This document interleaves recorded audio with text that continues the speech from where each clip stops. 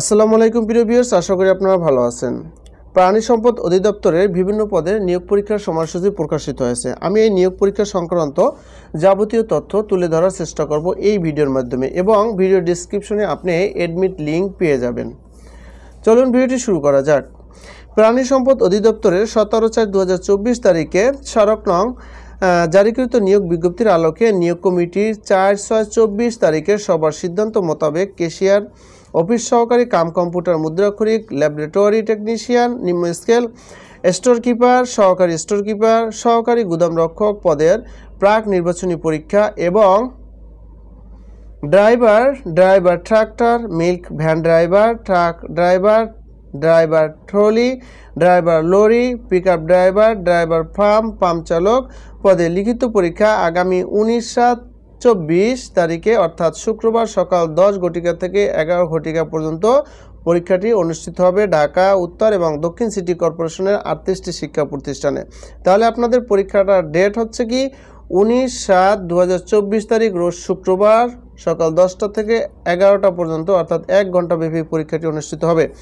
এখন এখানে বলি এই পরীক্ষাটা অনুষ্ঠিত হবে তাহলে কি এমসিকিউ না রিটেন টাইপ?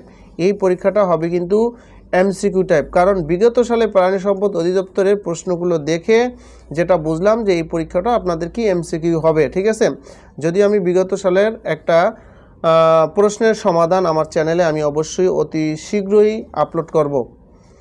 আচ্ছা, তাহলে পরীক্ষাটি 1 ঘন্টা ব্যাপী অনুষ্ঠিত হবে। ওকে, আচ্ছা, তারপর বলা আছে যে আগামী 12/7/2024 অর্থাৎ আগামীকালকে দুপুর 12:30 ঘটিকার পর প্রাণী সম্পদ অধিদপ্তরের এই লিঙ্কে আপনি ওয়েবসাইটে ঢুকে আপনার অ্যাডমিট কার্ড আপনি সংগ্রহ করতে পারবেন। আমিও অবশ্যই এই ভিডিও ডেসক্রিপশনে অ্যাডমিট কার্ডের যে লিঙ্ক ওই লিঙ্ক দিয়ে দেবো, আপনি ক্লিক করে সহজেই আপনার অ্যাডমিট কার্ড সংগ্রহ করতে পারবেন। ওকে, আচ্ছা, উল্লেখ্য এখানে একটা বিষয় আপনার যেটা সবচেয়ে বেশি যে বিষয়টা জানতে হবে সেটা হচ্ছে ক্যাশিয়ার, অফিস সহকারী, বুঝলেন, ক্যাশিয়ার, অফিস সহকারী কাম কম্পিউটার মুদ্রাক্ষরিক, ল্যাবরেটরি টেকনিশিয়ান, নিম্ন স্কেল স্টোর কিপার, সহকারী স্টোর কিপার, সহকারী গুদাম রক্ষক পদের জন্য একই প্রশ্নপত্রের মাধ্যমে পরীক্ষা গ্রহণ করা হবে বিধায় একাধিক পদে আবেদনকারীর ক্ষেত্রে যে কোনো একটি পদের বিপরীতে প্রাক নির্বাচনী পরীক্ষায় অংশগ্রহণ করলেই আবেদিত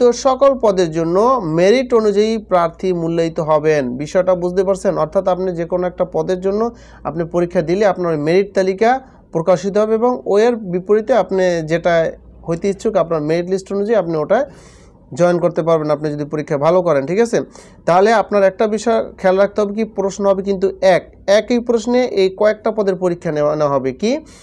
ক্যাশিয়ার, অফিস সহকারী কাম কম্পিউটার মুদ্রাক্ষরিক, ল্যাবরেটরি টেকনিশিয়ান, স্টোর কিপার, সহকারী স্টোর কিপার, তারপর হচ্ছে কি সহকারী গুদাম রক্ষক পদের জন্য একই প্রশ্নপত্রের মাধ্যমে পরীক্ষা নেওয়া হবে। সুতরাং আপনারা সবাই একইভাবে প্রস্তুতি নেবেন এই যে পদে আবেদন করেছেন। ঠিক আছে, পরীক্ষার কিন্তু ধরন হবে একটা প্রশ্নের মাধ্যমেই সব পদের পরীক্ষা নেওয়া হবে, এখানে যে কটা উল্লেখ করেছি আমি। ওকে, তো এই হচ্ছে আজকেরই। আর বিষয়টা হচ্ছে আর একটা আপনাদের মনে প্রশ্ন থাকতে পারে যে ভাইয়া প্রশ্নটা আপনার এমসিকিউ হবে, আমি আগে বলেছি তো এখানে কোনো কাট মার্কস আছে নেগেটিভ মার্ক আছে কিনা।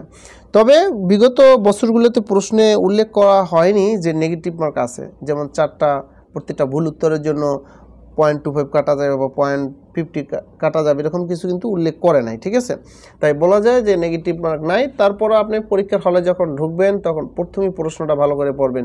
যদি নেগেটিভ মার্ক দেওয়া থাকে তাহলে ওখানেই লেখা থাকবে, উপরে লেখা থাকবে যে প্রতিটি ভুল উত্তরের জন্য এত মার্ক আপনার এত পয়েন্ট কাটা যাবে। ঠিক আছে, আর 70টি এমসিকিউ প্রশ্ন থাকবে। ওকে, আমার চ্যানেল যদি আপনি নতুন দর্শক হয়ে থাকেন অবশ্যই চ্যানেলটি সাবস্ক্রাইব করবেন।